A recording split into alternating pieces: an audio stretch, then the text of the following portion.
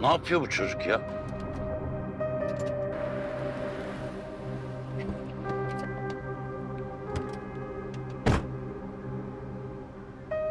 Ne yapıyorsun oğlum sen? Delirdin mi? Nedir bu yol kesmeler falan? Neden o fotoğrafı verdin Gonca'ya? Darmadağın oldu kız. Anneme ne oldu diye gelip ev basmasını biliyorsa bunun sonuçlarına da katlanacak.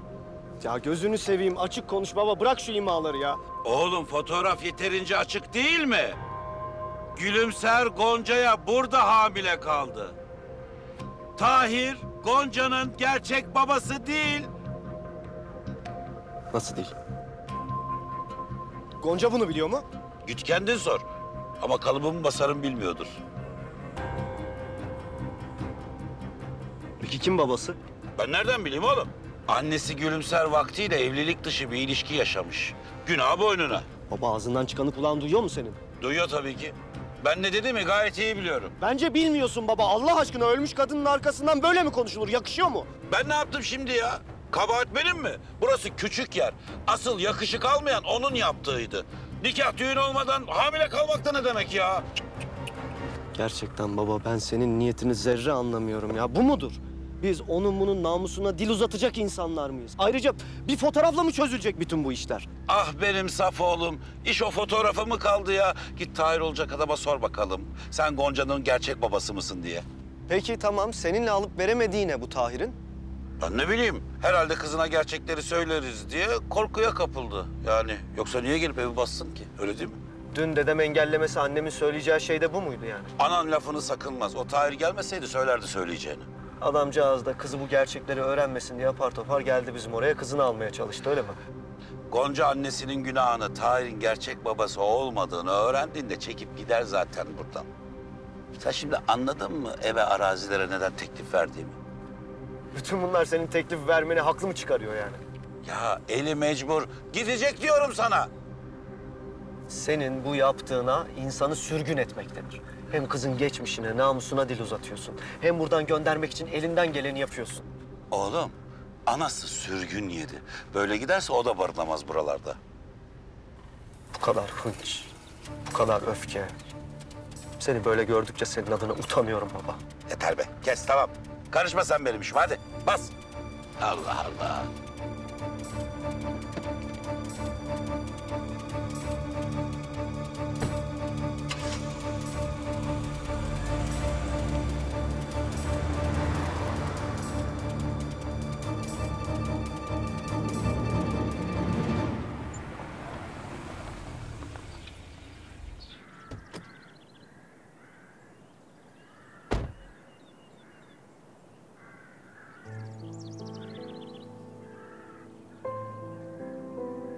Gonca.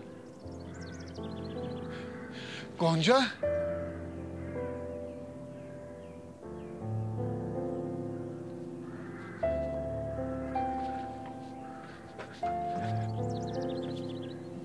Gonca. Kızım. Ne oldu?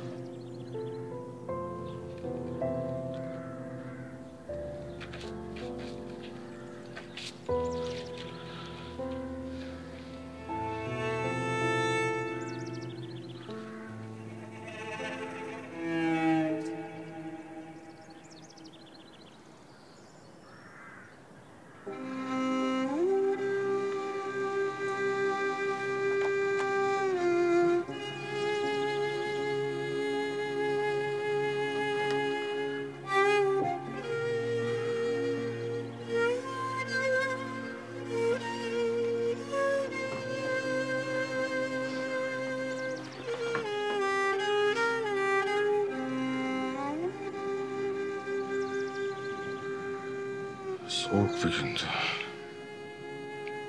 Hava kararmak üzereydi. Kırık eski bir sandalye getirmişti bana tamir edeyim diye.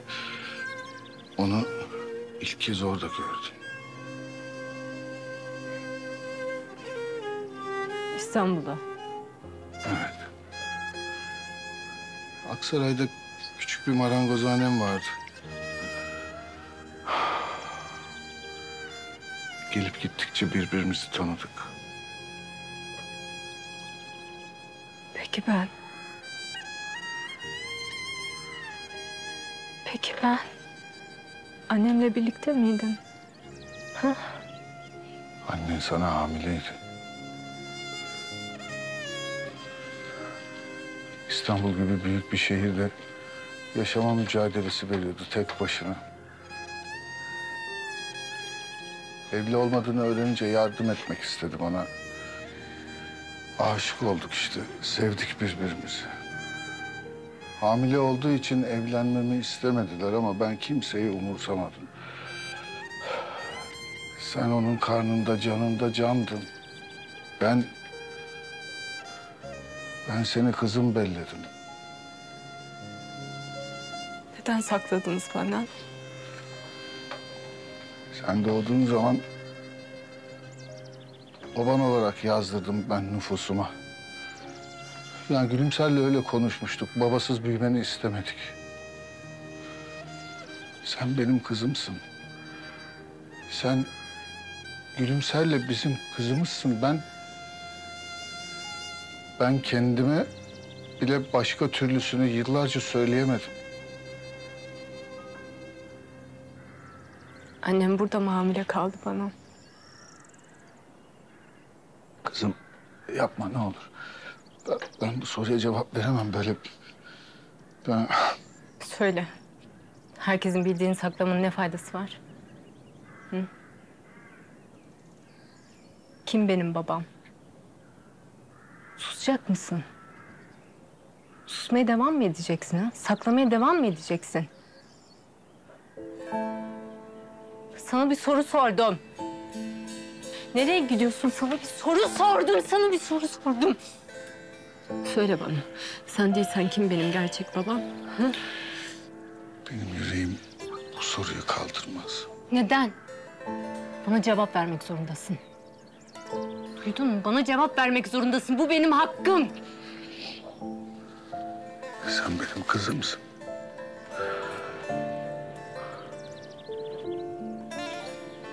Başka türlüsünde benim dilim varmaz söylemeye. Dur, dur. Dur, nereye gidiyorsun? Kim benim babam? Kim benim gerçek babam? Kim? Kim? Kızımı, Gülümser'i terk edip gitmiş uğursuzun biri. Sizi terk edip gitmiş o uğursuzun adını ben yıllarca merak bile etmedim. Sus. Sus, sus, sus, sus. Yalan söylüyorsun, sus. Öfkeni de, hıncını da anlıyorum kızım. Ah, kızım deme bana. Kızım deme!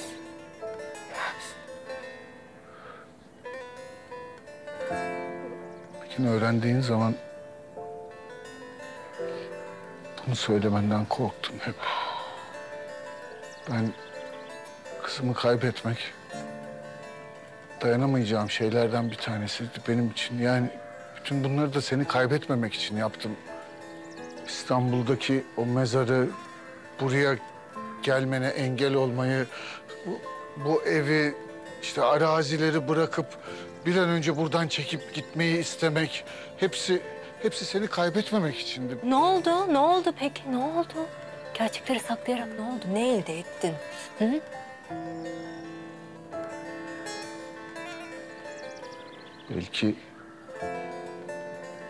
Belki bir gün beni anlarsın diye, yani seni ne kadar çok sevdiğimi, seni büyütürken nasıl emek verdiğimi ve öğrendiğinde de kabul edersin diye umut ettim.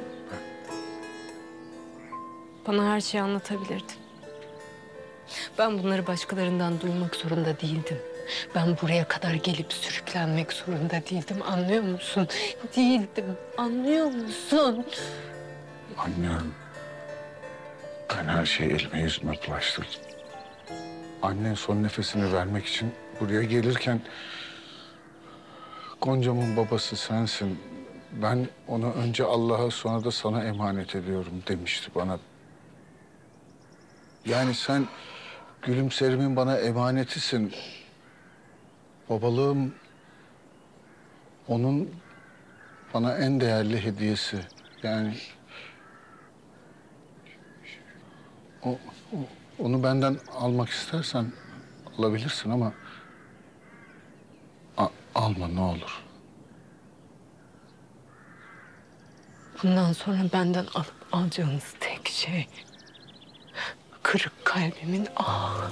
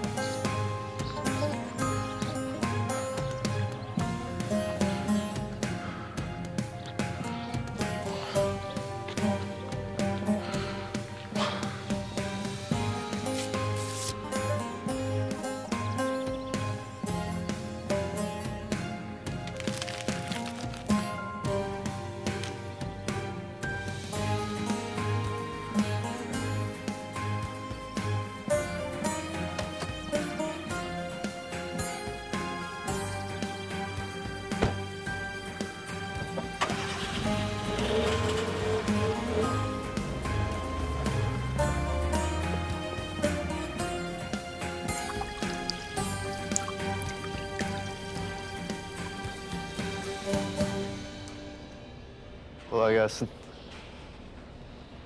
Kolay gelsin. İyi günler abi, kolay gelsin. Sağ ol beyim. Merhabalar, kolay gelsin. Hoş geldiniz Toprak Bey. Hoş bulduk Funda. Ne var ne yok? Ciddi bir sorunumuz var. Anlat bakalım. Lavanta hasadı yaklaşıyor. Şimdiden ön sipariş almalıydık. Hatta bütün sipariş kotalarımızı doldurmalıydık. Evet, genellikle her sene hasat öncesi müşterilerimiz hazır olur. Maalesef bu sene pek öyle değil.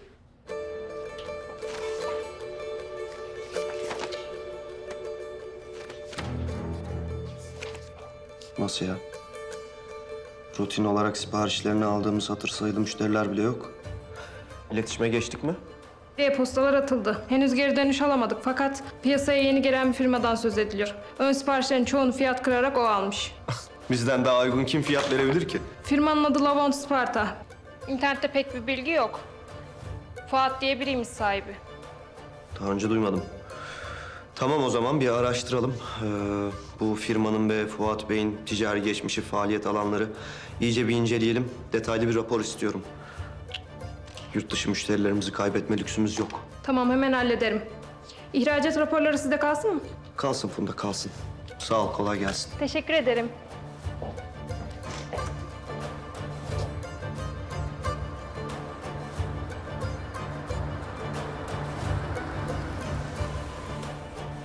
Nihayet.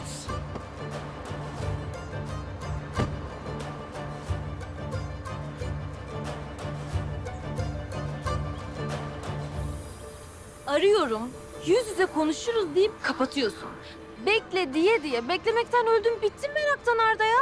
Biz neden buradayız? Niye gitmiyoruz İstanbul'a? Dedim ya sana dün gece olanlardan sonra Gonca'nın biraz sinirleri bozulmuş diye. Yok, bu kız burada kalacak. İstanbul'a dönemeyecek, ben sana söyleyeyim. Zeyno, Gonca kalıyorsa ben de kalıyorum. Sen kendini düşün biraz. Aa, nereye kalıyorsun ya? Bir dakika, sen ciddi misin? Yani bak elbette döneceğiz de şakasını bile artık ciddiye almaya başladım. O da ayrı konu. Ay tamam, neyse gidelim. Ben Gonca ile bir oturayım konuşayım. Aklında ne varsa bir öğreneyim. Ne yapacağımızı hiç değilse biliriz değil mi? Ya, evi de satacaksa satsın artık. Tamam hadi gidelim. Zaten yakında servis çekmeye başlayacağım burada. Onu oraya bırak, bunu buraya bırak. Avukatım desem kimse inanmayacak bana. Aslında senin arabanın arkasında soy ismin çok güzel olur. Seçkin servis. Güvenli yolculuklar diler. Hiç komik değil ama gülüyorum. Komik de yürü.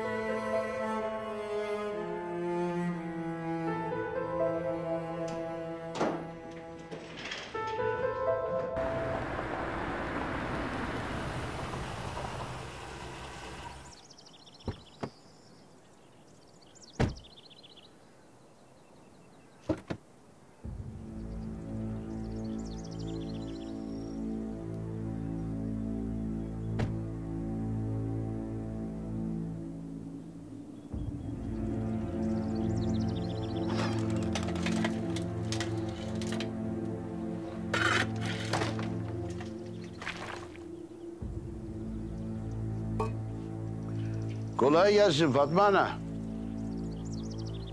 Bak bak bak bak kimler gelmiş böyle. Bak hele sen. El için kuyu kazan. Evvela kendi düşermiş. Sen oldu da düştün gırla. Müsaade var mı? Müsaade senin.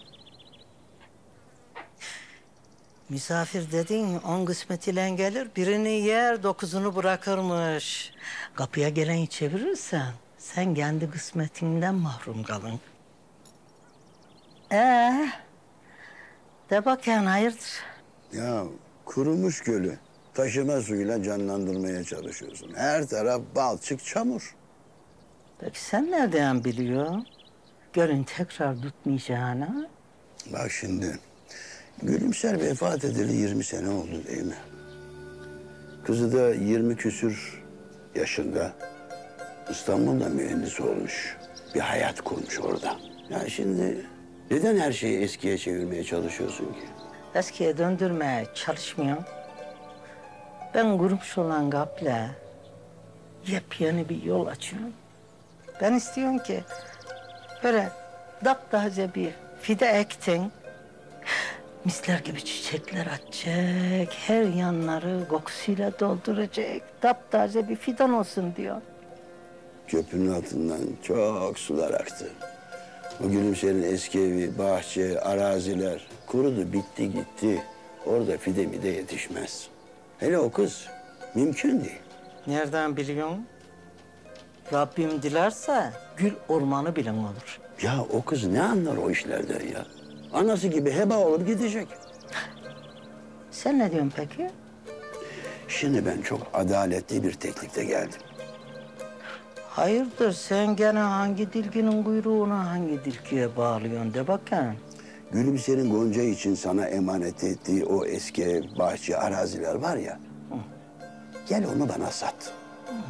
He, Ederinden fazla öderim onu. bak sen. Biliyorum senin parayla işin yok. Ama kızın paraya çok ihtiyacı var. Yani belli ki şehirde hali vakti yerinde değil. Şimdi benim ödememden yeni bir hayat kuracak. İstanbul'a gider kendine bir iş kurar. Yani ömür boyu ihya olur. Ha, gel sat bana onu. Katiyetle satman. Ya inat ediyorsun. İnat ediyorsun. Senelerdir inat ediyorsun. Kendini düşünmüyorsun. Bari Gonca'yı düşün ya. Fatma'na hiçbir şey satmana gerek yok. Ben senin iyiliğin için buraya bir teklifle gelmiştim. Kötü bir niyetim yoktu. Cehennemin yolları iyi niyet taşlarıyla döşenmiş diye bir laf vardır. Rıfat Bey bilir misiniz? Dün geceden sonra sana anlayış göstermeme rağmen hala bana ters davranıyorsun. Büyüğüm olmasaydınız daha çok şey derdim de terbiyem müsaade etmiyor. Rıfat ağa, daha fazla harlaman istersen ateşi. Bak gördüğün gibi Gonca kızım da ben de aynı karardayız. Satış matış yok. O evde, arazilerde eskisinden daha güzel olacak. Göreceksiniz. Umarım kaderin de eskisinden daha iyi olur. Hiç merak etmeyin. Olur. Yaşa kızım, ağzına sağlık. Peki, benden günah gitti. Burada kalır gül işine girerseniz rakibim olarak görürüm sizi. İşin gereği neyse onu yaparım. Geri durmam. Aman durma. Lavanta demiyor musun sen? Bizden ne işin olur senin? Devir değişti Fatma Ana. Bundan sonra ne olacağını bilemem.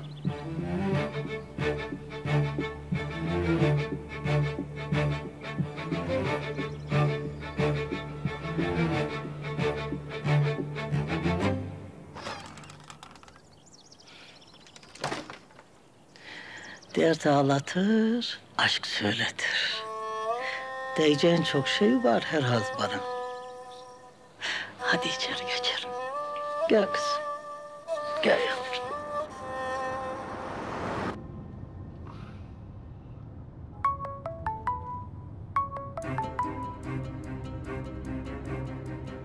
Tarık Bey merhaba. Bir müvekkilimleyim şu anda. Çok kısa tutar mısınız lütfen? Ben de kısa aradım zaten. Vakit daraldı. Kısaldı, kısacık kaldı. Yarın sabah para geldi. Gelmedi, çökerim Gonca'nın mekanına. Tarık Bey buna hiç gerek yok. Zaman az kalmış olsa da avukat Arda Seçkin sizin için bu meseleyi de çözecek. Çözsün de görelim bakalım.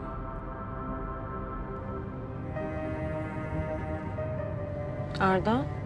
Kimdi o? Yüzün kireç gibi oldu. Ya bir tane katil ya. Masum diye ortalarda dolaşıyor da. Yani katilin avukatlığını yapacak halim yok. Öyle davaların parası çok oluyormuş. Doğru mu? Doğru. Şu an para da benim büyük dertlerimden biri.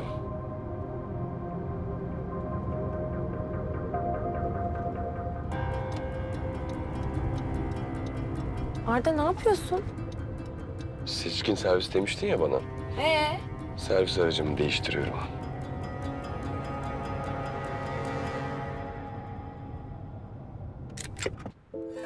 Bugüne kadar bana ait olan ne varsa... çocukluğumdan beri yüreğimde sakladım bana. Beni ben yapan ne varsa.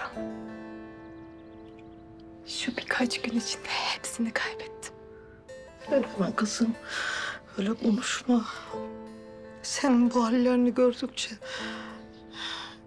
keşke beni çağırmasaydın bu kızı diyorum. Hayır, olur mu öyle şey Fatma Ana? Sen çağırmasaydın ben büyük bir yalanın içinde yaşamaya devam edecektim. Hı? Annesiz büyüyen bir kız çocuğu nasıl tutunur hayata? İşte ara sıra ziyaret edebileceği bir anne mezarı. Bir de babasının varlığı. Ama meğer ben annem diye boş bir mezara, babam diye de bir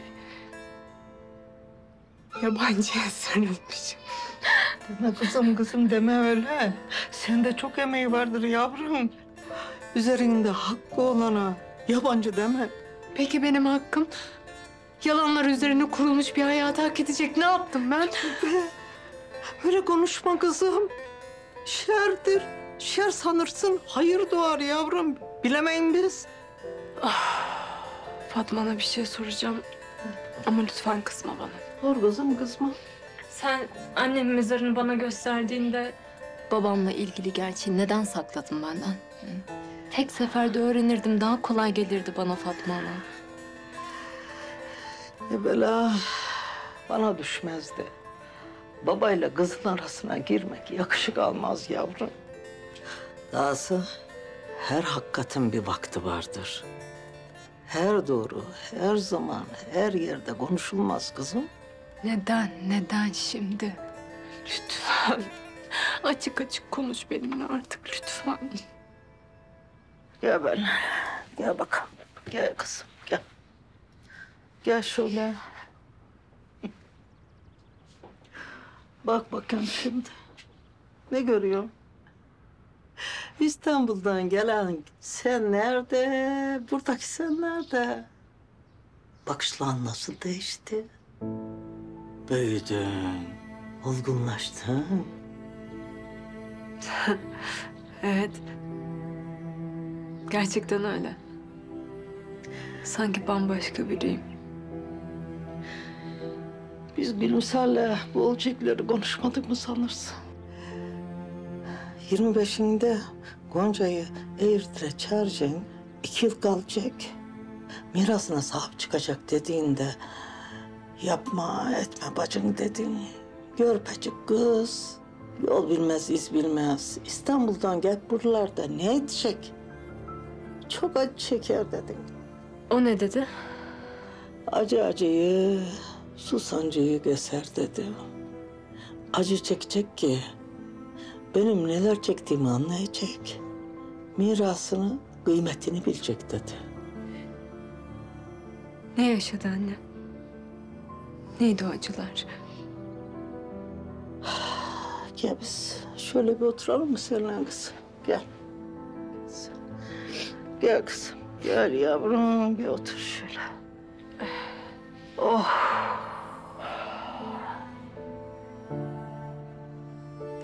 Şimdi bak kızım. Ben sana bir şeyler anlatacağım. Sonra artık sen de hiçbir şey eskisi gibi olmayacak. Ha? Hazır mısın sen buna? Hazırım. Dinliyorum. Bir vakitler Gülümse birine sevdalandı. Böyle Mehmet adında kara yaz bir delikanlı. Gerçek babam. Ah sen bir görseydin onları. Onlarınki sevdadan da öteydi. Yüreklerinden taşan, gözlerinden okunurdu. Karşıdan şöyle bir baksan onlara. Tepeden ayağa sevdaya kesmiş, sevdaya durmuş sanırdı. Sonra bir gün evlilik için kavilleştikleri günün öncesinde Mehmet birden ortadan kayboluverdi. Sırlara karıştı sanki. Bir daha onu ne gören oldu ne duyan. Annemi terk etti yani. Yok, Mehmet öyle biri değildi kızım. Ama insanoğlu çiğ süt emmiş belli mi olur? O zaman ben evlilik dışı bir ilişkiden mi doğdum? Allah merhametinden, affediciliğinden sual olmaz kızım. Bildiğin var, bilmediğin var. Gördüğün var, görmediğin var. Duydun, öğrendin artık kızım. Bundan sonrasında senin yapacağın kendi hayatına bakmak. Olur mu güzel kızım benim?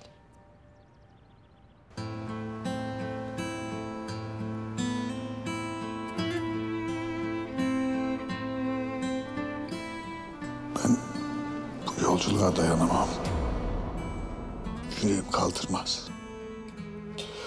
Ama ben senin yolundan da alıkoyamam. Şimdi orada her ne duyarsam, neyle karşılaşırsam şunu hiç aklımdan çıkartmam.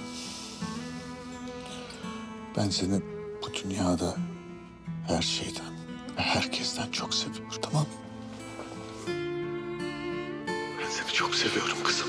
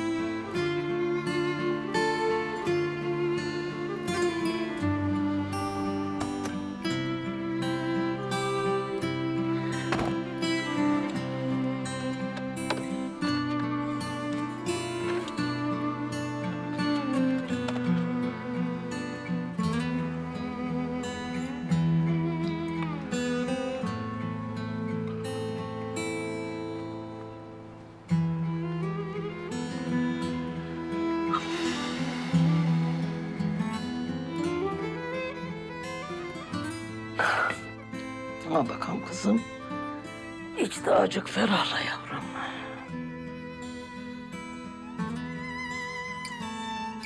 Annem resmen gitmek zorunda kaldı yani buradan.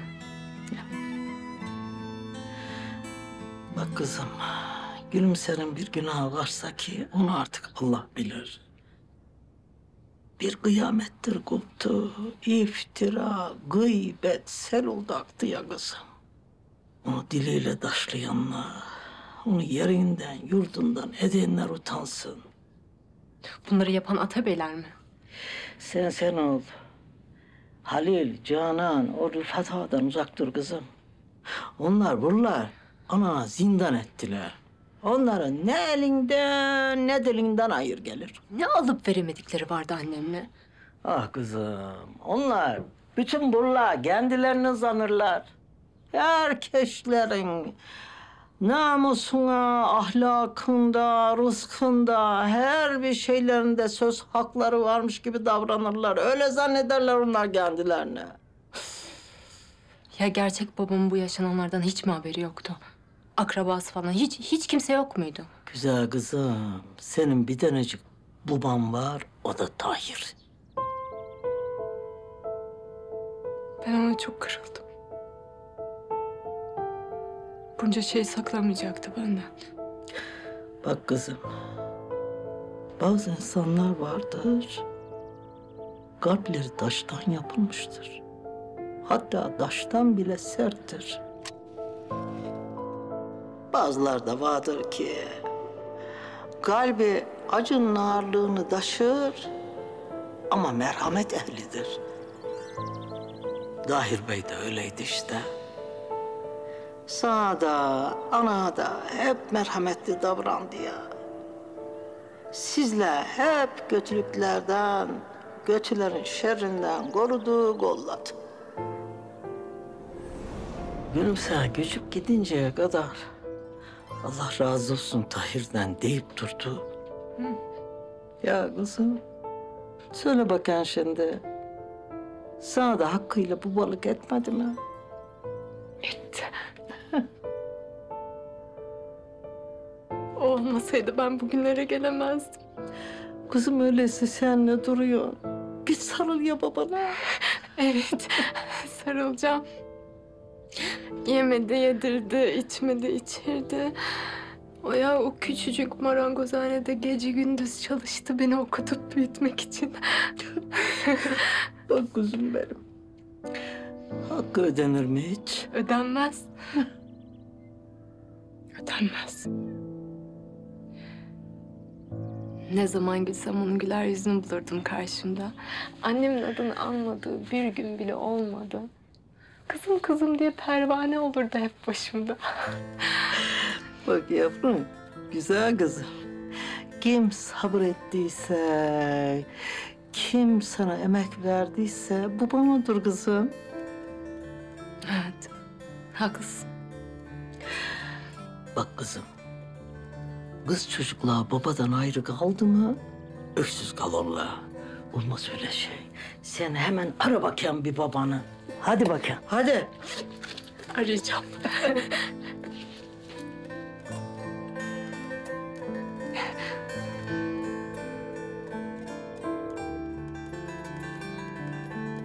Açmıyor.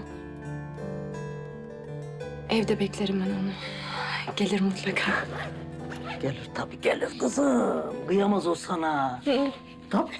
Aferin sana kızım. Teşekkür ederim Fatma Hanım.